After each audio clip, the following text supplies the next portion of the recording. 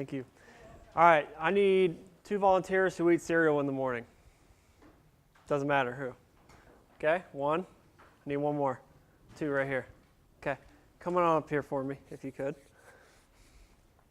Go ahead and just fill a bowl with, just pretend like it's in the morning and you're just going to fill a bowl to eat it, all right? It's not a trick question. I just want you to...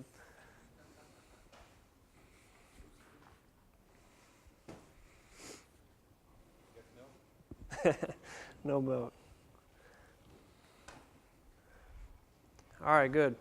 So what I'm going to do is 1 serving of Rice Krispies is 1 1/4 cup, and that looks more, so I'm going to test it out. Let's see here. 1 3/4 cup, a little bit over. Ooh, spilled it. I might have just did you better. 1 1/4 cup, that's good.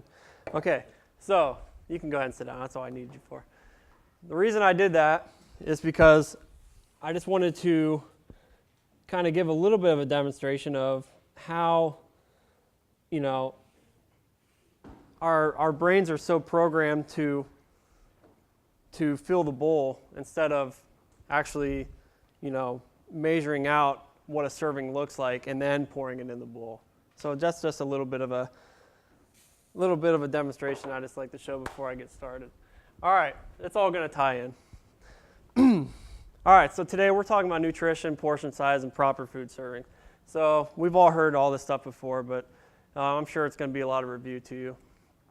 So when we talk about weight loss and when people say, hey, I want to lose weight, it's really broken down into 3 things. 1, motivation, 2, exercise, and 3, nutrition or diet. Okay? And the reason why motivation is so high, is such a big part of it, is because it's like the cliche, you can do anything you put your mind to. So if your mind's not in it, then the exercise isn't going to happen, and definitely the diet's not going to happen. Okay? So our first step, if you really truly want to lose weight and feel better, then your mind has to be in it. Okay? So you got to start developing good habits and you know, consulting somebody about an exercise plan and getting that underway. Okay, and I'll go over some of that later on in the presentation. Okay, so portion sizes can be confusing because you know, over the past couple of decades, you know, portion sizes of everything have increased, and you know, we like to think that that's due to like fast food companies and restaurants giving, you know, these crazy portions, and our brains have been kind of warped over time to think like, hey, I have to eat all this food. And then when you have like a healthy meal in front of you, it looks so small, like the quantity looks so small. That's because we're so used to going to Texas Roadhouse and having a massive display of food, and you know, and then when you have everything portioned out, it looks like something that a bird would eat or a rabbit. You know, it's so small. So that's kind of the reason why, you know, portion sizes can be confusing to us. So here's some examples. Okay, 20 years ago, on the left, you know, a slice of pizza was about, you know, roughly, you know, skinnier and shorter, than 500 calories for those 2 slices of pizza. Now, if you fast forward to today, you put those 2 pieces of pizza on the left together, that's 1 piece today. Okay, so that's roughly, you know, 850 calories. So if you look at the bottom here, those extra 350 calories, if you eat those 2 times a month at minimum, that would put an extra 2 pounds on you per year, or an extra 40 pounds in the next 2 decades. That's just minimum. Okay, so if you're like me, you've done more than 2 of those at a time.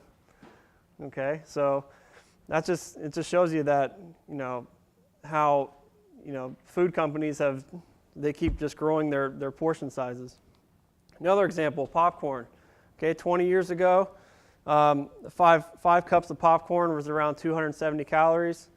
And if you fast forward to today, if you go to the movies, you get that large tub of popcorn with all that butter on it, you know, approximately at least 630 calories. Okay? Fast forward to another one, bagels. Okay, 20 years ago, 3 inches in diameter, around 140 calories. Today, you know, the bagels you would get at Einstein or at the airports or whatever, almost double in diameter, around 350 calories.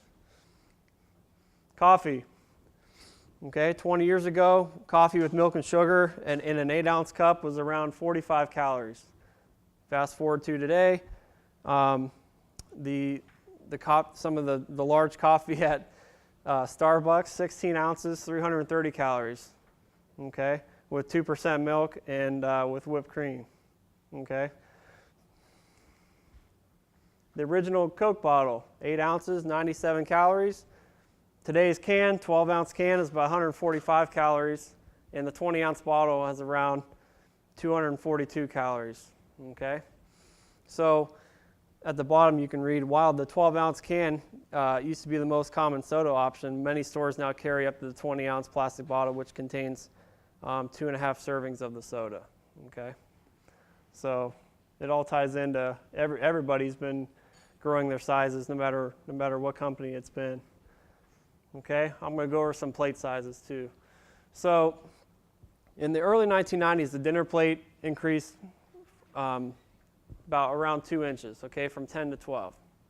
All right, so the problem with that is larger containers influence how much we eat. Okay, and when people are given larger spoons, larger bowls, larger plates, they tend to be in that mindset of, hey, I got to finish everything in the bowl or on the plate. Okay, studies have shown. So we've all seen this 1,000 times, so I'm just going to go over it real quick. Food pyramid, what's okay to eat. At the top, the fats and oils and sweets, we can have those in our diet, but we just very sparingly, okay? So if we go down to the milk and yogurt cheese group, we run roughly around 3 servings of that. On the right, the chicken, fish, and meat, around 2 servings. Vegetables, around 3 servings. Fruit group, around 2 servings. The grains, at least 6 servings. And then water, we need about 8 servings of water per day. So, excuse me, if we get roughly that's a pretty well-balanced diet throughout your day. Okay? So, let's all put it into perspective here. So, the milk and dairy group, around 2 to 3 servings. So, if we're thinking like 1.5 ounce of hard cheese, that should equal about 3 dice in size. Okay? And 1 cup of yogurt, about an 8-ounce container of yogurt would be about the size of a baseball. Okay? Now you'll realize that a lot of these kind of overlap with size, but in the meat and beans group, so we want about 2 to 3 servings of these. So 1 serving of almonds would be about a fourth of a cup, which is about the size of a golf ball. So that's about 12 almonds. Okay? Chicken breast, 3-ounce cooked chicken is about the size of a deck of cards. So that's 1 serving of chicken.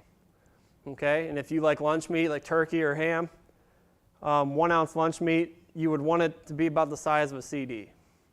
Okay? Vegetables, 3 to 5 servings. 1 cup of carrots is about the size of a baseball. Half cup of mashed potatoes, around the same size.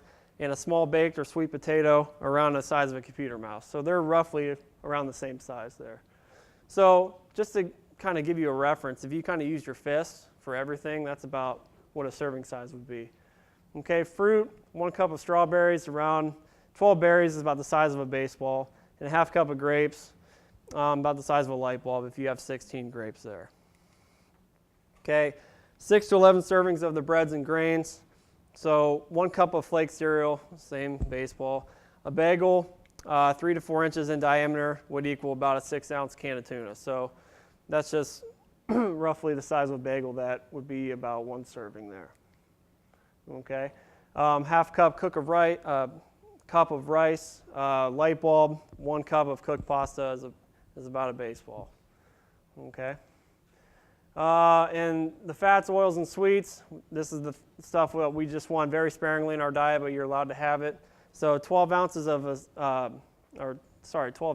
ounces of a cinnamon roll, about the size of a hockey puck, 1 cookie, You want about the size of 2 poker chips, and if you like mayonnaise on your sandwiches, just about 1 tablespoon of mayonnaise would be about the size of a poker chip.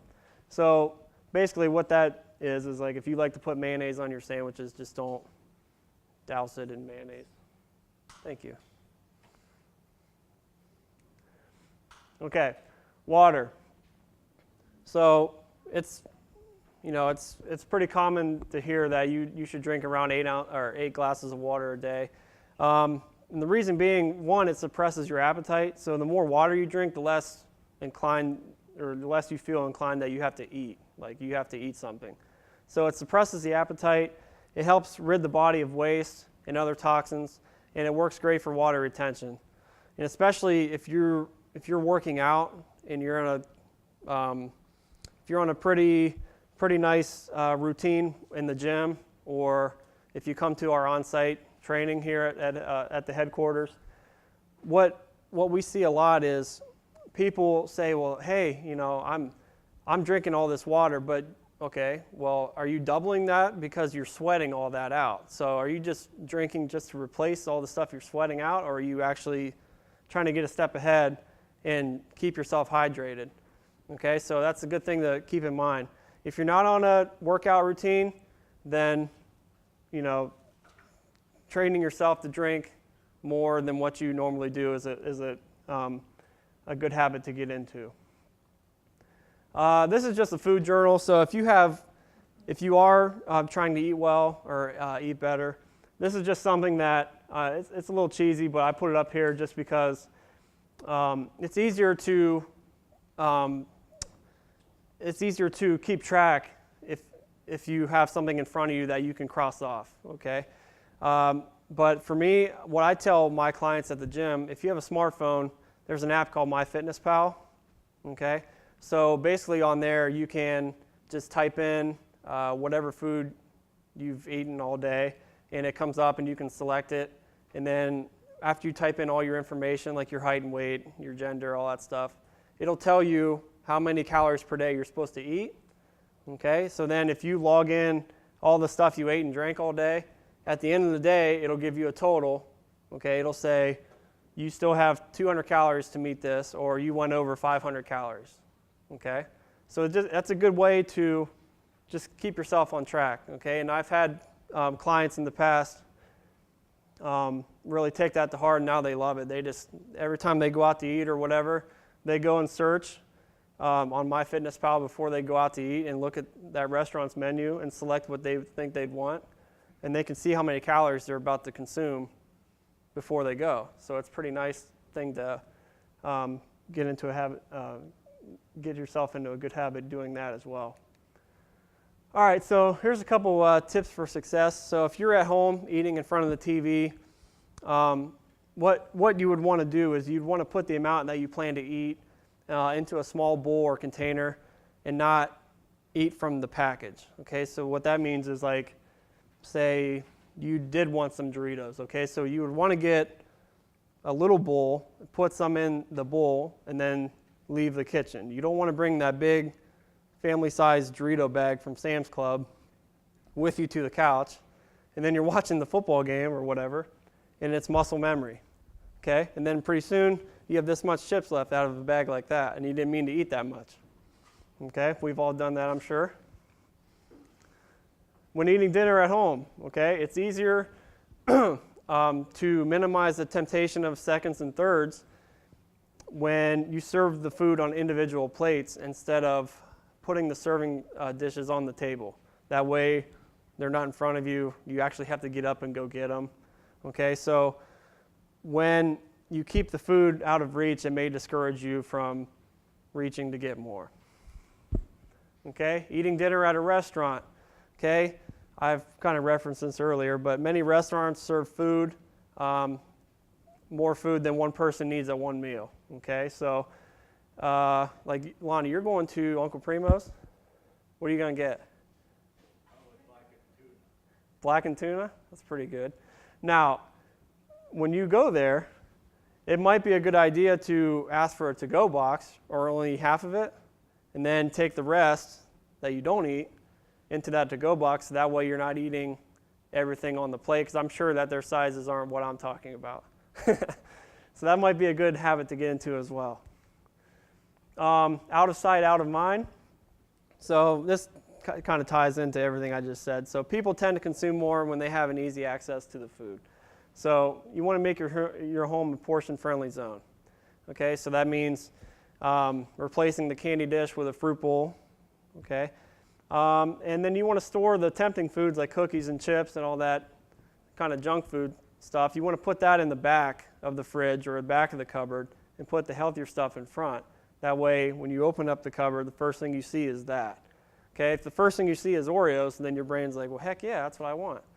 You know, so that way we can train ourselves not to be looking for the bad things and looking for the healthy things. All right, so I'm just going to go over this real quick about how to read a food label. Okay, so I gave you two examples with the Doritos and the Cheerios there.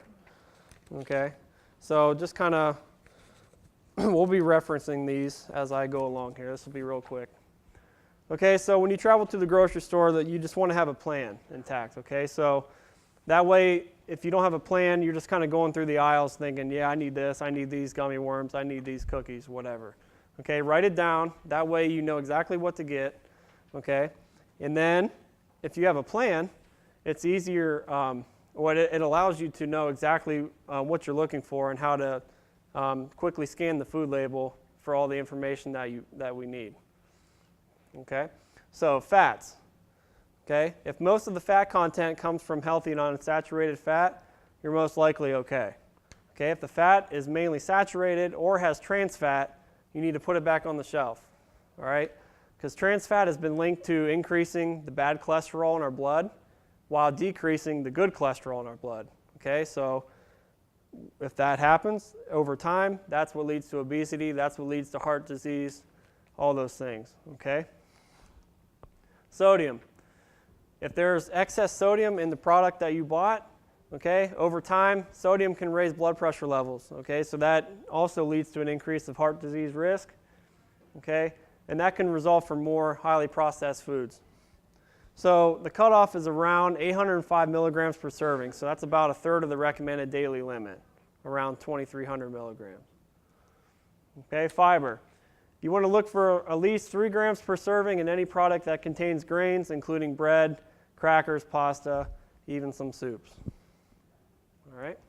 Serving size. The amounts shown on the label refer to a single serving. Okay, if you tend to eat more than the listed serving in a single setting, then all you need to do is do the math. Okay, so if you look at the Doritos here on the bottom of the page, under nutrition facts it says one serving size, about 11 chips. Okay, so if you ate 33, that's 3 servings. All you need to do, go down to total fat, so you do 8 times 3, so that'd be 24 grams of that.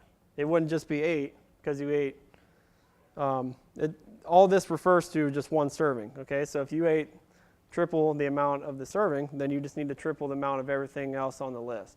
That's how that works. Okay, and counting calories, so that's usually what people care about the most or look for the most. So the higher calorie foods might be worth eating if it also contains plenty of nutrients. So don't be scared if something says 500 calories, but really make sure you're looking for, look at the nutrients involved and then make a determination if that's healthy or not. Okay, if it has a lot of sodium, a lot of sugar, a lot of fat, then yeah, that might be a bad idea. But if it has a lot of like protein and some vitamins and minerals in it, then it might not be a bad thing to have. So you just got to make that judgment instead of just looking at the calories. All right, sugars. So the number of sugars does typically not distinguish between naturally occurring sugars like lactose and fructose and added sugar like high fructose, fructose corn syrup or brown rice syrup. So a better move might be like looking at the ingredients for added, like sources of added sugar. So like if you see any of the words that contain like sugar, sweetener, or syrup, or if you look for the words that end in OSE, like fructose or glucose. Okay, so if sugar is one of the first two ingredients in the ingredient list, then do not bring it home. All right, so the reason being, if you look at the ingredients list on both of these, the first, like whatever's top on the list is more potent ingredient in the list, okay, or in the product. So if, let's see here, let's look at the Doritos. Let's see, down towards the middle there is dextrose, I see that. Okay, so, okay, it does contain an added sugar, all right, compared to the Cheerios, which does not. Okay, so that'd be, that's a red flag. Okay, so if you see dextrose or high fructose corn syrup or anything in the product, especially towards the middle or the top, it might not be a good idea to have that. Okay, and vitamins and minerals, the daily value is the amount of each nutrient that is considered sufficient for most healthy adults. Okay, so a food that contains anywhere from 10 to 19% of the daily value is considered a good source of the nutrient.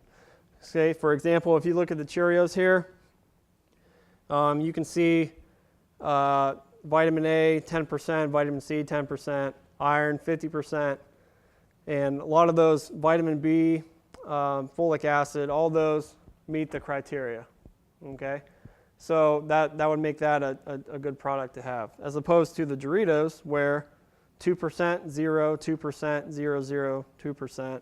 So that's, when you compare the two, that's, I mean, it's obvious, but that's just an example. I mean, that's what you would look for when it comes to vitamins and minerals. All right, and that's the end of that. So is there any questions? I have one thing I want to say too. Let me pick on somebody here. Ashley, what time do you eat dinner? Normally? Every day? Wow, you're pretty good. Okay, so which would be like 6:30? Okay, that's pretty good. Well, you're a bad example then. All right, what I was going to say was if you eat dinner around 6:30 or more, like 7:30 or whatever, what do you typically eat though? What would be a...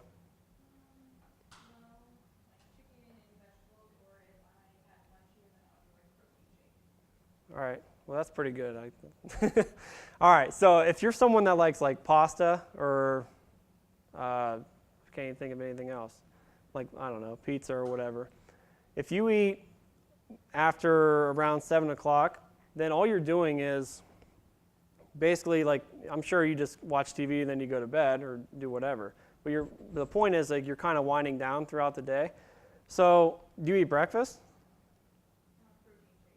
Okay. All right. So the point is, the reason why people say breakfast is the most important meal of the day is because you want all your calories to come from breakfast. Okay. So that way, it starts our little motor in our bodies, our metabolism. So, and then we go to work and we're active all day, and we're burning off all that fuel that we took in.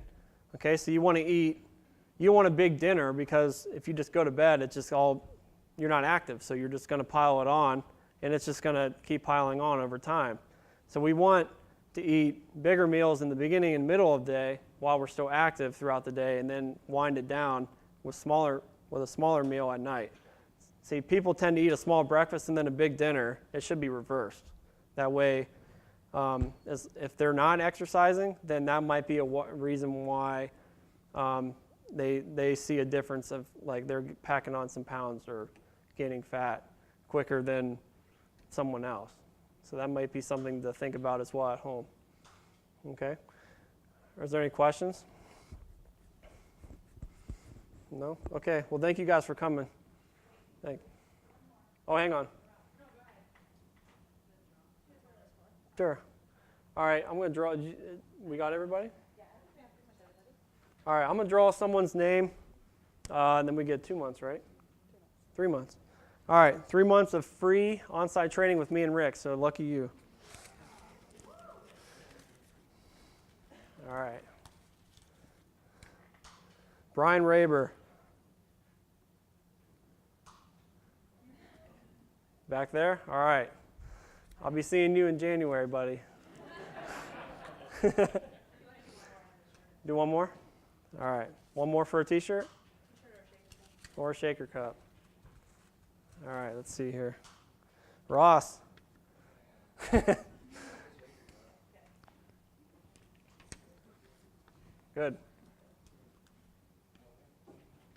All right. We good? Thanks.